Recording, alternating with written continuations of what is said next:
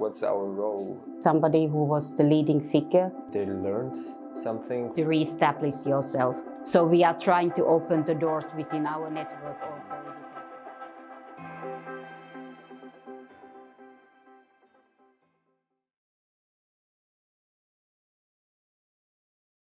What's led you to the decision to make this kind of initiative that hosts artists in exile? My name is Marita and I'm the co-founding director of Artists at Risk, together with Ivor Stodolski. And we started to work together with Ivor already in 2007. We started a curatorial collective. We both had kind of histories and backgrounds before that, working with politically and socially engaged artists, and also as kind of activism. And we both have also worked in politics. And basically, we first worked with Russian underground, Russian dissident artists. Actually, it's from Perestroika times. Do you remember your first Artist at Risk resident? Yeah, it's very clearly the first Artist at Risk resident. It's somebody who was the leading figure in Egyptian revolution in street art scene. His name is Ganser. We are still in touch with him.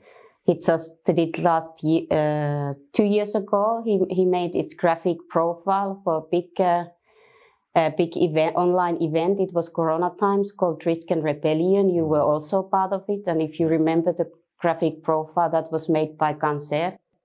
And Ganser is somebody like many artists during Egyptian revolution, that he went to the streets and started to make stencils, started to make street art. Together with the other revolutionaries. It's during the Egyptian revolution.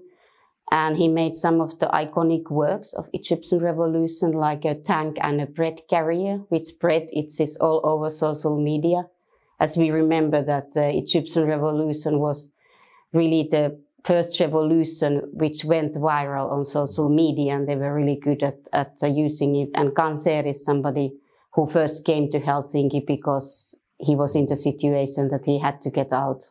Yeah, do you think the governments in Europe, that's where you're based, do you think they learned something from the Ukraine story?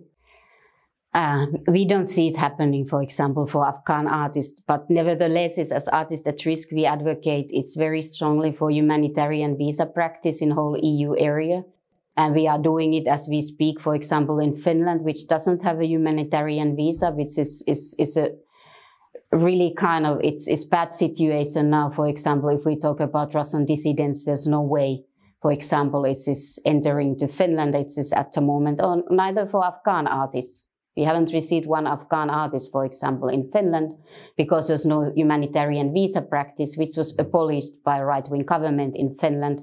And now it is kind of being prepared, but that should happen in whole of EU. What's our role in this, basically, to give them like new page, basically? I have personally worked with artists in residency context more than 20 years.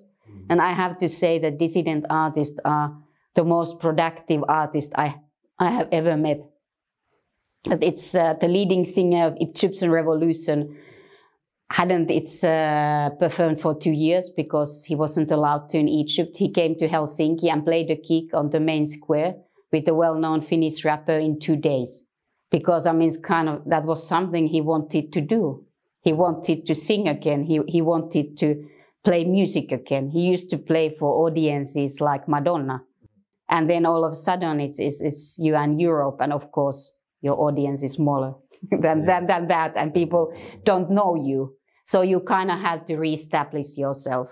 And their Artists at Risk network also works because, let's say that we have worked for a long time, for example, with very kind of this great Iraqi painter and textile artist, Saddam Jumaili Holud Hawaj, that if you had to re-establish yourself in Europe, it's not enough to re-establish yourself in Helsinki, but you need to also create connections to Paris, to Berlin, and so on, So we are trying to open the doors within our network also in different countries. It's not only reestablishing yourself in the place where you arrived to, but you have to recreate your network totally.